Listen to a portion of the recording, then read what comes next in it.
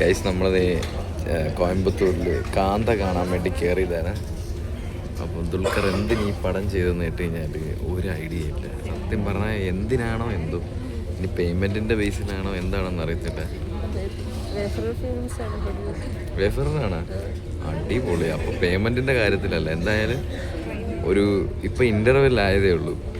എന്തിനോ വേണ്ടി തിളയ്ക്കുന്ന ഒരു സാമ്പാർ പടമായിട്ടാണ് എനിക്ക് കാണാൻ തോന്നിയത്. പിന്നെ ഇതിപ്പോൾ ഞാൻ കാണുന്നത് തമിഴ് തിയേറ്ററിലാണ്, കാരണം ഇതൊരു തമിഴ് ആക്ടറിൻ്റെ ഒരു റിയൽ സ്റ്റോറിയാണ്. അതുകൊണ്ട് ഈ ഒരു പടത്തിന് നല്ലൊരു ഹൈപ്പുണ്ട്. തമിഴ് ഓഡിയൻസൊക്കെ ഇങ്ങനെ കണ്ണും നട്ട് കാത്തിരിക്കുകയാണ്, കാരണം അവർ കണ്ടുവന്ന ആക്ടറിൻ്റെ കഥയായതുകൊണ്ട്. സത്യം പറഞ്ഞാൽ ഞാനിടയ്ക്ക് ഉറങ്ങിപ്പോയി. സത്യം പറയാം, ടു ബി ഫ്രാങ്ക്, ഞാൻ ഉറങ്ങിപ്പോയി.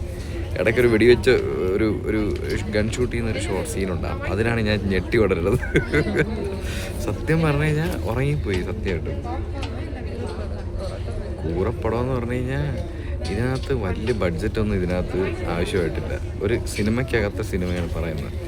അപ്പം ഒരു സിനിമ ഒരു സ്ക്രിപ്റ്റ് ഷൂട്ട് ചെയ്യുന്നതാണ് അവർ. അപ്പോൾ അതിൻ്റെ ഇടയിൽ നടക്കുന്ന കുറേ സംഭവങ്ങളാണ്. അപ്പോൾ അവർക്ക് സെറ്റിന് വേണ്ടിയിട്ടോ അല്ലെങ്കിൽ ലൊക്കേഷൻ മാറുന്നതിനൊന്നും അവർക്ക് എക്സ്പെൻസ് ഒന്നും ആയിട്ടില്ല. ഒരൊറ്റ സെറ്റ് തന്നെയാണ്. അപ്പോൾ ഇപ്പോൾ തിയേറ്ററിൽ ഒരു വീടും പിന്നെ ഈ സിനിമ ഷൂട്ട് ചെയ്യുന്നതാണ്. കുറേയൊക്കെ CG ചെയ്തേക്കുന്നതാണ് കുറേയൊക്കെ. അപ്പോൾ സത്യം പറഞ്ഞു കഴിഞ്ഞാൽ എന്തോ പറയാനെന്നറിയത്തില്ല. കാന്ത എന്നും പറഞ്ഞ നാട്ടിൽ മലയാളി സിനിമ റിവ്യൂവേഴ്സ് ഇടുന്ന റിവ്യൂ കണ്ടിട്ടാണ് ഈ ഒരു പടത്തിന് കയറാമെന്ന് വെച്ചത്. അതും ദുൽഖറിൻ്റെ പടവും കൂടിയാണ്. നമ്മൾ കുറച്ച് എക്സ്പെക്റ്റേഷനായിട്ടാണ് കയറുന്നത്. പിന്നെ ഇത് മലയാളത്തിൽ റിലീസ് ഉണ്ടോ എന്ന് എനിക്ക് അറിഞ്ഞൂടാ. പക്ഷേ എന്തോ സൂപ്പറായിട്ട് 2.25 മണിക്കൂർ AC-ലിരുന്ന് ഉറങ്ങാം. അടിപൊളി പടോട്.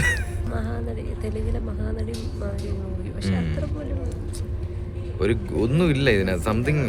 സംതിങ് എന്താ പറയുക, അതായത് റിയൽ സ്റ്റോറി ആണെങ്കിലും ഒരു പുതുമയൊന്നുമില്ല ഈ സ്ക്രിപ്റ്റിനകത്ത്. എല്ലാം ഒരു ആസ് യൂഷ്വൽ ആയിട്ടുള്ള സംഗതികൾ തന്നെയാണ്, ഊഹിക്കാൻ പറ്റുന്ന സംഭവങ്ങളൊക്കെ. പിന്നെ ദുൽഖർ ആക്ടിങ് വൈസ് സൂപ്പറാണ്.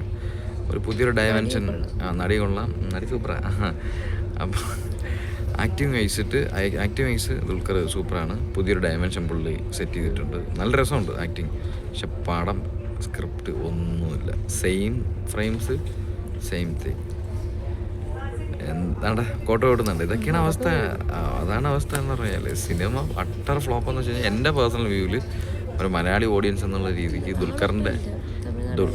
ദുൽഖറിൻ്റെ പടമായിട്ട് എക്സ്പെക്റ്റ് ചെയ്ത് കയറിയിട്ട് വൻ പരാജയമാണ് ഗൈസ്. അപ്പോൾ എന്തുകൊണ്ടോ ഈ സിനിമ എവിടെയൊക്കെയോ താഴ്ന്നു പോയി.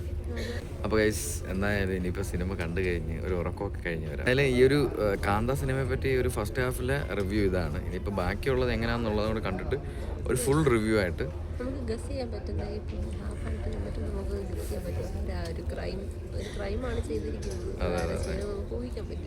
അപ്പം വേറെ ഒന്നുമില്ല. അപ്പം എന്തായാലും ഇനിയിപ്പം ബാക്കി കൂടെ കണ്ടിട്ട് അതോടെ വന്ന് പറയാം.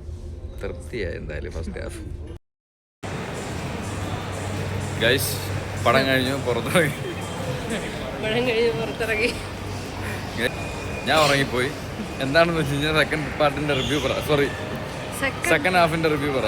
സെക്കൻഡ് ഹാഫ് ഫസ്റ്റ് ഹാഫ് കണക്ക് അങ്ങനെ ചുമ്മാ പോകുന്നൊന്നും അല്ലായിരുന്നു. നല്ല കോമഡി പീസായിരുന്നു. അല്ല ശരിക്കും കോമഡി ആയിരുന്നു. നമ്മുടെ റാണ രഘുപതി. എന്തായാലും ഗൈസ് നമ്മൾ PVR-ലാണ് പടം കണ്ടത്. ഞാൻ ഉറങ്ങിപ്പോയി. ഇത്തവണ വെടിവെച്ച കേട്ടിട്ടും കാറടിക്കുന്ന സൗണ്ട് കേട്ടിട്ട് ഒന്നും ഞാൻ ഉണർന്നില്ല. അതുപോലെ നല്ല ഉറക്കമായി പോയി. ഞാൻ ഉറങ്ങിയില്ല ഗൈസ്, കാരണം റാണയുടെ കോമഡി കണ്ട് ഞാൻ ഉണർന്നിരുന്നു. റാണയെ കാണാൻ വേണ്ടി മാത്രം, വേറെ ആരെയും കാണാൻ വേണ്ടിയിട്ടല്ല. റാണ രഘുപതിയെ കാണാൻ വേണ്ടി മാത്രം. മുടിയാതെ തമ്പി എന്നൊക്കെ കേട്ടിട്ടേ ഉള്ളൂ. ഇതാണ് സാധനം. ഓഹോ ശരി.